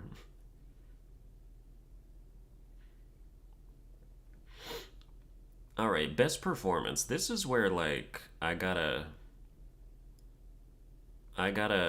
dispute one of these things here. Dude, all the people in Alan Wake 2, and you picked the person who gave the worst performance? Like, hello? This character barely even emotes until, like, the very end of the game.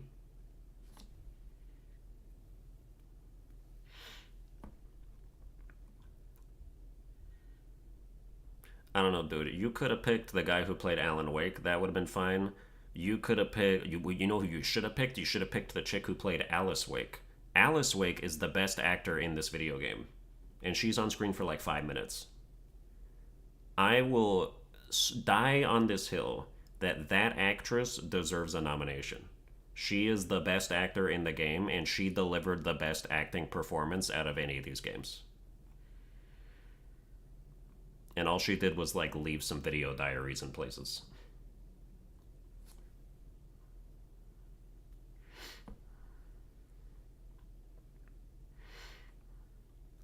Okay, so Neil played Asterion. This is another problem I have. You need to have the character name in this thing.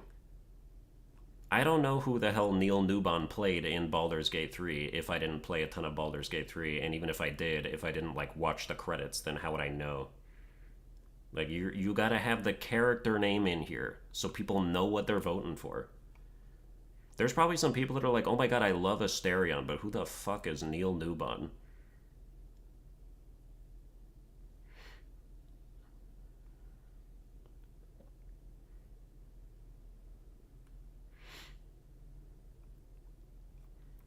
Look at that, Cameron Monaghan. Look at that guy. Dude, this dude played the Joker in Gotham, and he killed it.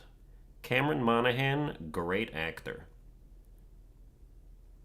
He doesn't have a whole lot to do in this game as far as acting is concerned, but let me just say that this guy, fantastic actor. Ben Starr in Final Fantasy 16, dude, he's got screams, okay? His, like, screams of agony and pain are some of the best in the business that I've heard. That's for sure.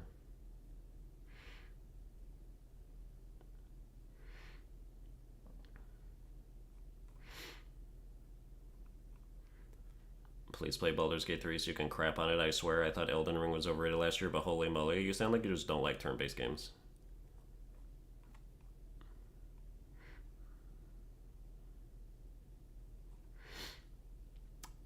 Did not do Idris Elba, and I didn't play Phantom Liberty. And then as far as Spider-Man 2 is concerned, let's see, was Peter better than Miles as far as performance is concerned? Maybe. I feel like it was kind of the only thing that I don't think he was very good at is like when he was infected with the symbiote and it like made him angrier, he would like do this like Batman voice almost. Like where normal Peter would be like, I need to get rid of these guys before they hurt someone. Like evil Peter would be like, I need to get rid of these guys before they hurt someone.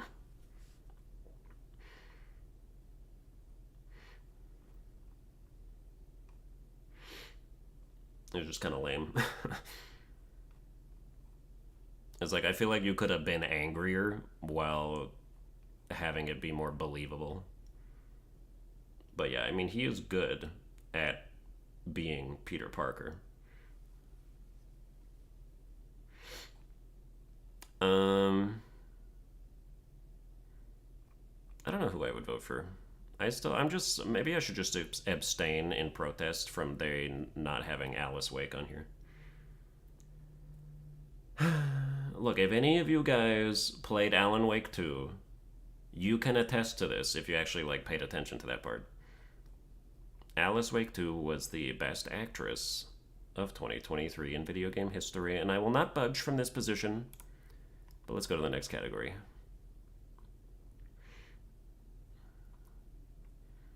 Okay, best audio design.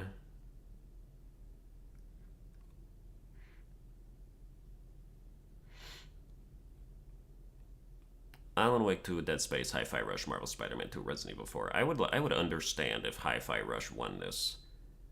The idea of like syncing every background noise and like everything, every possible sound effect to the beat through the entire game.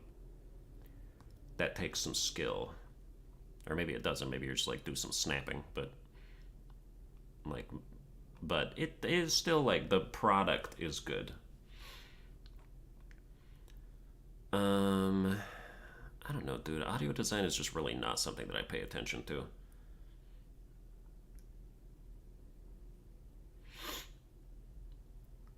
Baldur's Gate 3 is just okay, not my thing, but I know for a fact it's going to win Game of the Year.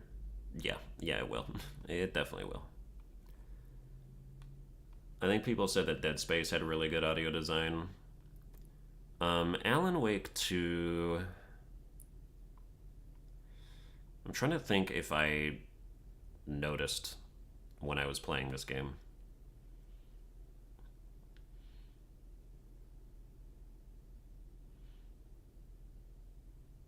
Uh, Honestly, I don't know. I could take it or leave it, probably. I was too busy being put off by like the 5,000 unearned jump scares that they just flash across your screen at random intervals the entire time.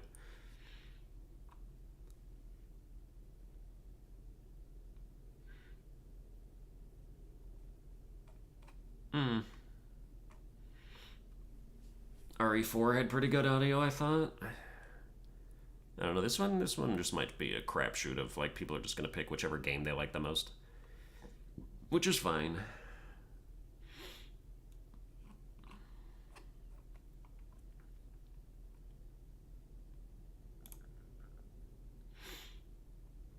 Best score and music. Now that's a little different from audio design. Lies of P should be here, so it's very sad that it's not. Listen to some of the records in Lies of P. That is like some of the best classical music. So good. But does this game even have music? I feel like most of the time you're wandering around in this game, there's just dead silence.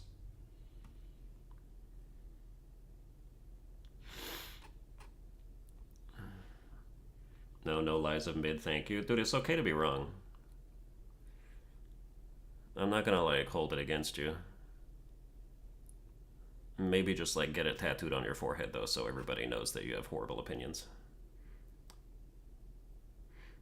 FF16 has amazing music. I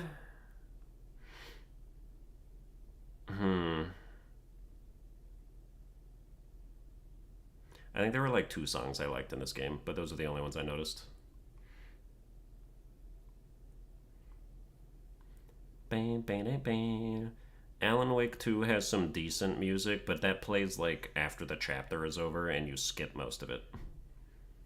Like whenever it says end of part and then it starts playing a song and you can skip it, like I always skipped it. So it's like, I guess. I played the Lies of P demo, did not like it, then I played the full game, hated it more. Sorry, not sorry. Yeah, that's just you being wrong. Like, that's fine. That's just you experiencing something wrong because your brain does not mesh with the majesty that was placed before you.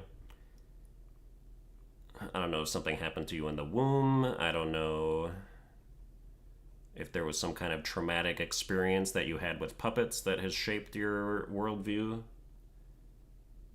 But it's very unfortunate. But yeah, Hi-Fi Rush does have a very good soundtrack too, though. Let's go back.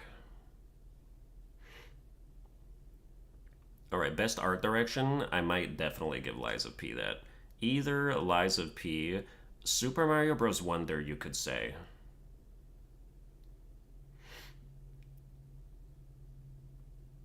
Yeah, now you just want attention and I'm done giving it to you, but that's fine. Baldur's Gate 3 intro music always hypes me for the game. I'd vote for Baldur's Gate 3 for that track alone. Damn.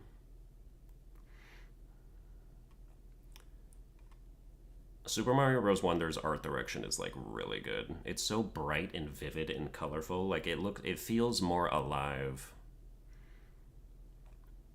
Like I would totally understand voting for that for art direction.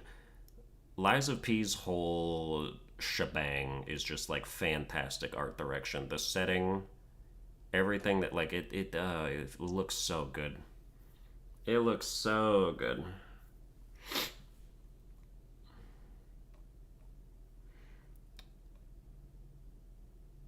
Hi-Fi Rush has a cool, like, sort of cartoony aesthetic to it. I could understand that being good as well.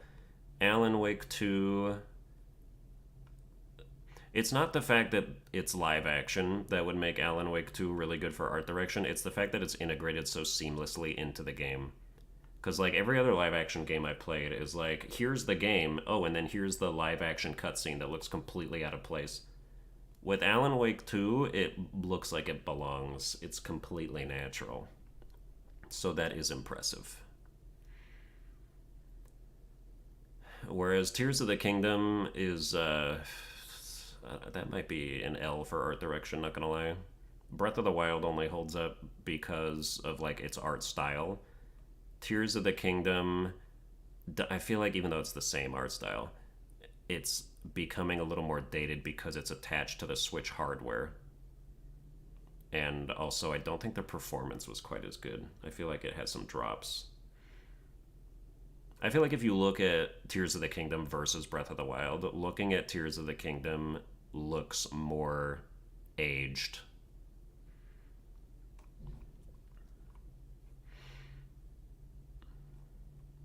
But, like, I'm also not someone who thought that Breath of the Wild looked amazing back when it started anyway. So, like, it was pretty carried by art style, which is okay. It's okay to be carried by art style. It can make your game look amazing for generations to come. But I just don't think that this art style has that kind of staying power, as opposed to something like Grease, Gris, or Hollow Knight, or, you know, things like that. Ori, etc. Of course, Ori, it's not even really about the art style. It's just the fact that that game is fucking beautiful. But yeah, I would probably vote for either Lies of P or Super Mario Wonder here. We'll see. We'll see when I get there. Borderlands? I don't know about that. Cell shading does not look good after a while. It was okay for the time, but it fell off.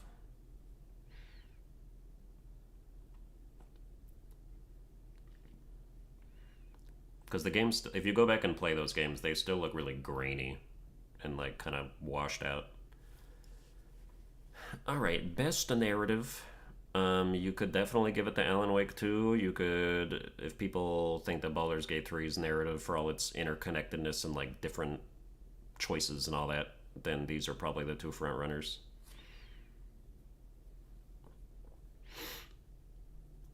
Has there been a single inclusion of Hogwarts Legacy yet, or does that not fall into this year? We can actually check that. Hogwarts. Nope. They did not nominate it for a single thing, which is either A, to avoid controversy, or B, because it just kind of basically slightly misses the cutoff of a lot of these categories. It's like, if they nominated 5 games for a given category that Hogwarts Legacy might be included in, I feel like Hogwarts Legacy would deserve to be the 6th game. I think it barely is edged out by some of the competition. Where were we at? Best narrative, that's where we were, okay.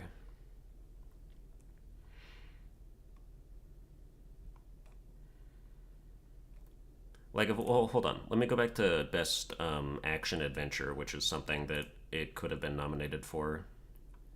If we look at what's here, like, I get why it's not here. It could be here, but I understand why it's not here based on the other games that are here. And then that's pretty much, like, the only category that it would really be in. Although you could, dude, honestly, for best art direction, like, I could have seen that game. Hogwarts Legacy was gorgeous if you played it on, like, PS5. Like, that was a really good looking game. That should not be understated. I think people probably forgot about that.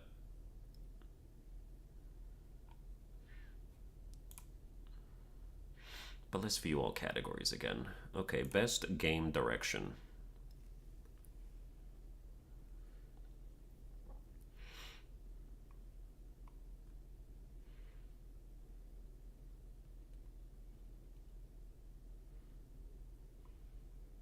Oh dear, poor HL. Yeah. I had a good 12 to 13 hours of a good time with Hogwarts Legacy. That game was fun when it came out. There was a sense of giddiness, like being in Hogwarts and learning spells and doing all that stuff. Like that was a good game. It's just the fact that it came out in 2023, which is where all the other games, good games, decided to come out too. Okay, best game direction. Awarded for outstanding creative vision and innovation in game direction and design. Um, Alan Wake 2's like interconnected narrative of like switching between Saga and Alan at like whatever point you want to, and sort of having this disjointed thing where you could do all of her parts first and then all of his parts if you wanted, or you could like swap between them at whatever times. That's pretty good for game direction. Baldur's Gate 3 is just like the classic Larian Divinity formula of, having your different party members going and doing all your choice based stuff. That's obviously just a given. Marvel Spider-Man 2, having two Spider-Men is really good for game direction. I think that adds a little bit of agency to, like, if you like Peter more than Miles, you play Peter. If you like Miles more than Peter, you play Miles for most of the things that don't require them to be a specific one.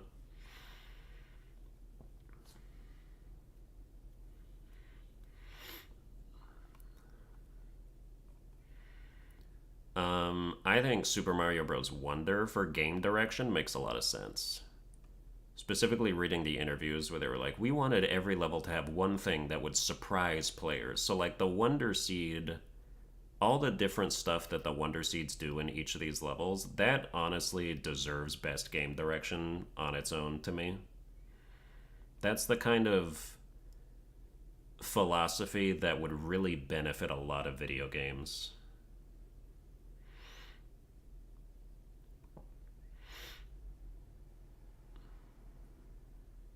Like, more people need to take that. Like, that is quite good. And you got Zelda Tears of the Kingdom, which I don't know why it would get best game direction when it's literally just expanding on the exact same game direction as, never mind, dude, Ultra Hand. Forgot. Best, okay, if there was like a best game mechanic, that should go to, they should have a best game mechanic category. Like best new thing that like people haven't seen before or is like gonna get copied from now on. That would go to Ultra Hand in The Legend of Zelda Tears of the Kingdom. That would sweep that. And then they should also have like, I can't even think of any other examples, but I know that they exist.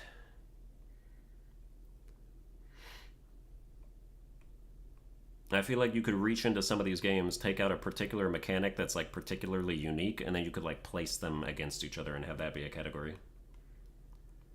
Spider-Man Insta Fast Travel as a mechanic, kinda. Ooh, dude, that would totally be good.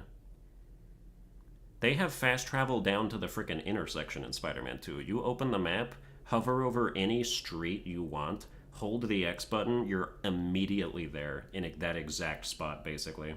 And already swinging, so like it keeps your momentum. There's zero load time. It's an instant transition.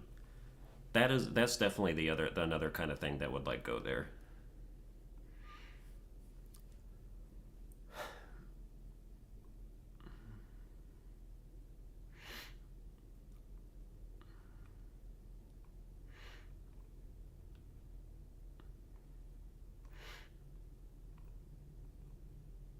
Lies of P weapon assembly, that's another one. Thank you for bringing that up. The splitting the handles and the blades to like have the different stats associated with them, that would also go in like best mechanic. Oh man, I should have written some of this stuff down as I was like experiencing it, where I was like, oh my god, dude, this is so cool. And I feel like you would also put the Wonder Seeds from Super Mario Bros. Wonder in that.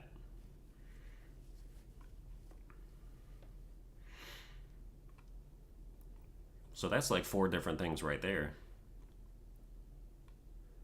It would also having the like weapon assembly thing in there would also like shut people up in terms of it being like, oh, it's just a clone, bro. It's a Bloodborne clone. Like, dude, just say you haven't played the game. It's got so much new stuff in there. All right, but now we go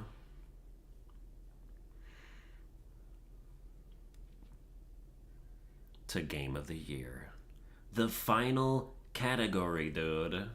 What do we think about the games of the year? First of all, I was almost spot on with my predictions because they tweeted out asking, what do you guys think that we're going to put for Game of the Year? And I said Alan Wake 2, Baldur's Gate 3, Spider-Man 2, Resident Evil 4, Legend of Zelda Tears of the Kingdom, and then I said Final Fantasy 16 instead of Super Mario Bros. Wonder because that's what I thought they would do. But then they did Super Mario Bros. Wonder and it makes a lot of sense. I thought that they would be too FF16 fanboy-y to do that, but they did it. Because the Game Awards loves Final Fantasy.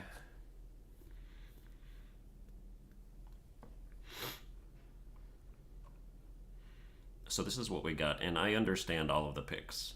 The reason Alan Wake 2 is here is because the Game Awards loves live action shit. And also because Alan Wake, as a franchise, is just like a really huge deal to a lot of critics. And then Baldur's Gate 3 is here because, obviously. Marvel's Spider-Man 2 is here because, obviously. I shouldn't even really need to explain that. The first Spider-Man was nominated for Game of the Year back in 2018. It lost to the original God of War reboot.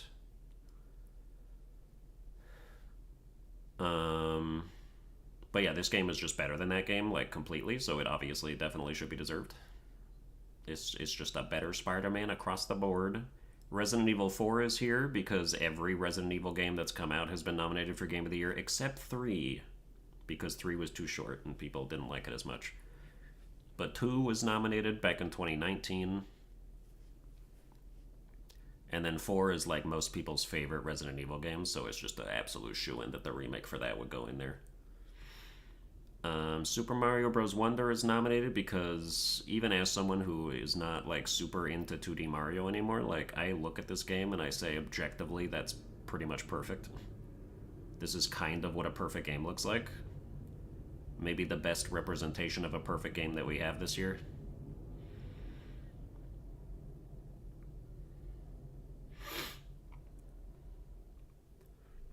And then you have Tears of the Kingdom because everybody was freaking out about that when it came out. And they were making like giant statues with flaming dicks and siege weapons and Trojan horses and like all-terrain giant commando vehicles. They made a fucking Gundam in here or something. Like people really went hog wild for all the Ultra Hand stuff you could do in there. But as far as the game itself is concerned, it really just is Breath of the Wild again, but they added an underground and some stuff up in the sky. Like, functionally, that's what it is. You even go to, like, the same 4 corners of the map again that, for some reason, you don't have filled in anymore. It's like, dude, I was just here. I just filled in this entire map. Why do I gotta go do it again? We gotta go visit all the towers again? Did you guys forget that I'm here? Like, I live here? Hello?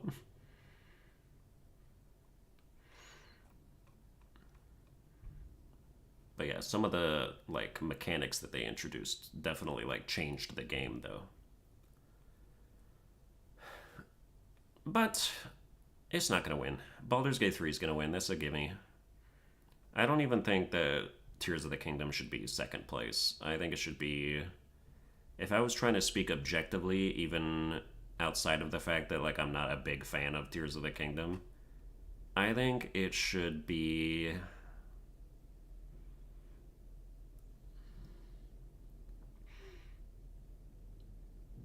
Damn, maybe it should actually be 6th place out of these. Maybe 5th over Alan Wake 2. But, yeah. I think number 1 is Baldur's Gate 3. I think number 2 is possibly Resident Evil 4. I think you have like a 3-way tie for number 2 with Spider-Man 2, Resident Evil 4, and Super Mario Bros. Wonder. That's crazy.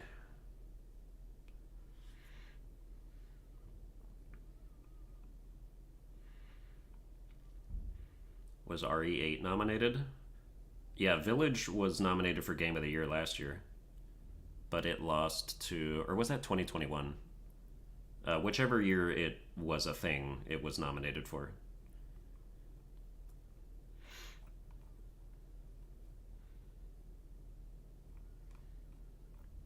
Was that the year that It Takes Two won? It was like It Takes Two won, and then Resident Evil Village was nominated with Ratchet and Clank, Metroid Dread, Psychonauts 2 for some reason, and then yeah, I think there was another one.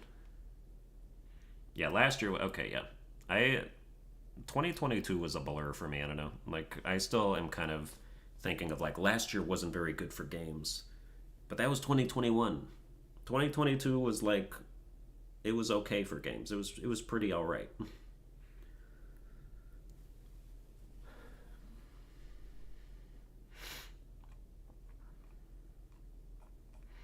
But yeah, dude, I mean, that's basically the size of it as far as like discussing all the stuff that's going on. I'm going to do a scripted video that I do where like I roast and vote for the nominations for Game of the Year. I've done that twice or three times now, and this will be either the third or the fourth, and I'm excited. It'll be fun, and we'll have a lot to talk about. There's really not very many controversies compared to last year, but this might be the Game Awards' most solid stack of nominations here. Like, there's really nothing to argue with here. At least if you know the Game Awards. You can have, like, your own preferences and stuff, but all of these games make sense to be here. It's not like Stray's up here for some reason. You know what I mean? But yeah, alright, that's basically gonna do it for this stream. I hope you enjoyed it. If you did, you can like, share, and subscribe. Thanks to the people who came out. We passed 100 concurrent viewers on this stream. Thanks, everybody. Appreciate it. And I will see you guys next time.